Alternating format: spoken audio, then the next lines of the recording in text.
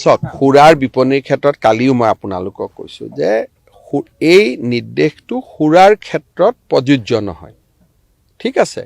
কিন্তু গুৱাহাটীত ৰেষ্ট্ৰ বাৰখিনি এটা ডিমাণ্ড কৰি আছে যে আমাৰ 12টা বজাত দোকানখন আমি বন্ধ কৰিব লাগে, কিন্তু 12:30 বাজিলে আহি আমাৰ ওপৰত অত্যাচাৰ পুলিচ বা এক্সাইজে অত্যাচাৰ আৰম্ভ কৰে। গতিকে আমাক 2টা বজালৈকে চলাব দিয়ক। কালিও মই কৈছোঁ যে এইটো ক্ষেত্ৰত আমি সিদ্ধান্ত লোৱা নাই, আমি বিবেচনা কৰিম। কিন্তু ইয়াৰ আৰু তাৰ দুটা ইস্যু বেলেগ বেলেগ। 24 ঘণ্টা দোকান খোলাৰ লগত সুৰাটো আপোনালোকে লিংক কৰি দিলে যোৱাকালি, সেইটোতো ময়ো বুজি নাপালোঁ।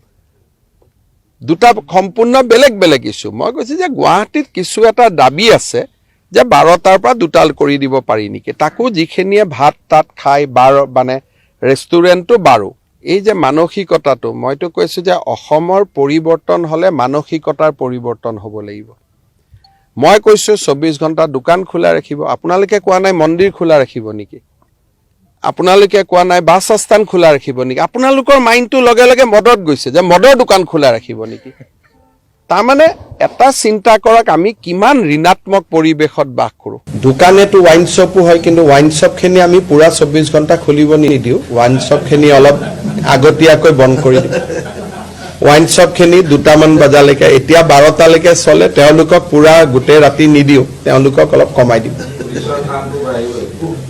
চব নহ'লে এমপ্লয়মেণ্ট নহ'ব, সেইকাৰণে। কিন্তু ৱাইন শ্বপখিনি গোটেই ৰাতি দিলে অলপ বেয়া হ'ব, সেইকাৰণে সেইটো এতিয়া ৱাইন শ্বপখিনি 12টাত হয়, গুৱাহাটীত 2টালৈকে কৰি দিম, বাকী জেগাত 12টাই থাকিব। বাকী ডিব্ৰুগড় শিলচৰ আদিত ৱাইন শ্বপটো বঢ়াই নিদিওঁ, কষ্ট হ'ব। কিন্তু গুৱাহাটীততো 24 ঘণ্টা প্লেন ৰেল আহি থাকে, গতিকে গুৱাহাটীতো 2টা বজালৈকে দিম, বাকী ৱাইন শ্বপখিনি যেনেকৈ আগত আছিল তেনেকৈ থাকিব। ৱাইন শ্বপখিনি আমি বঢ়াই দিয়াৰ কথাটো চিন্তা কৰা নাই। চক সুৰাৰ বিপণীৰ ক্ষেত্ৰত কালিও মই আপোনালোকক কৈছোঁ যে এই নিৰ্দেশটো সুৰাৰ ক্ষেত্ৰত প্ৰযোজ্য নহয়, ঠিক আছে। কিন্তু গুৱাহাটীত ৰেষ্ট্ৰ বাৰখিনি এটা ডিমাণ্ড কৰি আছে যে আমাৰ 12টা বজাত দোকানখন আমি বন্ধ কৰিব লাগে, কিন্তু 12:30 বাজিলে আহি আমাৰ ওপৰত অত্যাচাৰ পুলিচ বা এক্সাইজে অত্যাচাৰ আৰম্ভ কৰে। গতিকে আমাক 2টা বজালৈকে চলাব দিয়ক। কালিও মই কৈছোঁ যে এইটো ক্ষেত্ৰত আমি সিদ্ধান্ত লোৱা নাই, আমি বিবেচনা কৰিম। কিন্তু ইয়াৰ আৰু তাৰ দুটা ইস্যু বেলেগ বেলেগ। 24 ঘণ্টা দোকান খোলাৰ লগত সুৰাটো আপোনালোকে লিংক কৰি দিলে যোৱাকালি, সেইটোতো ময়ো বুজি নাপালোঁ।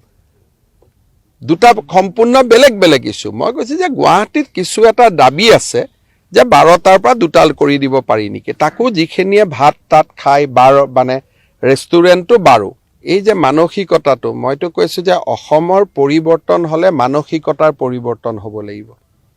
মই কৈছোঁ 24 ঘণ্টা দোকান খোলা ৰাখিব, আপোনালোকে কোৱা নাই মন্দিৰ খোলা ৰাখিব নেকি, আপোনালোকে কোৱা নাই বাছ আস্থান খোলা ৰাখিব নেকি। আপোনালোকৰ মাইণ্ডটো লগে লগে মদত গৈছে যে মদৰ দোকান খোলা ৰাখিব নেকি। তাৰমানে এটা চিন্তা কৰক, আমি কিমান ঋণাত্মক পৰিৱেশত বাস কৰোঁ। দোকানেতো ৱাইন শ্বপো হয়, কিন্তু ৱাইন শ্বপখিনি আমি পুৰা 24 ঘণ্টা খুলিব নিদিওঁ। ৱাইন শ্বপখিনি অলপ আগতীয়াকৈ বন্ধ কৰি দিওঁ। ৱাইন শ্বপখিনি 2টামান বজালৈকে, এতিয়া 12টালৈকে চলে, তেওঁলোকক পুৰা গোটেই ৰাতি নিদিওঁ, তেওঁলোকক অলপ কমাই দিওঁ। চব নহ'লে এমপ্লয়মেণ্ট নহ'ব, সেইকাৰণে। কিন্তু ৱাইন শ্বপখিনি গোটেই ৰাতি দিলে অলপ বেয়া হ'ব, সেইকাৰণে। সেইটো এতিয়া ৱাইন শ্বপখিনি 12টাত হয়, গুৱাহাটীত 2টালৈকে কৰি দিম, বাকী জেগাত 12টাই থাকিব। বাকী ডিব্ৰুগড় শিলচৰ আদিত ৱাইন শ্বপটো বঢ়াই নিদিওঁ, কষ্ট হ'ব। কিন্তু গুৱাহাটীততো 24 ঘণ্টা প্লেন ৰেল আহি থাকে, গতিকে গুৱাহাটীতো 2টা বজালৈকে দিম, বাকী ৱাইন শ্বপখিনি যেনেকৈ আগত আছিল তেনেকৈ থাকিব। ৱাইন শ্বপখিনি আমি বঢ়াই দিয়াৰ কথাটো চিন্তা কৰা নাই।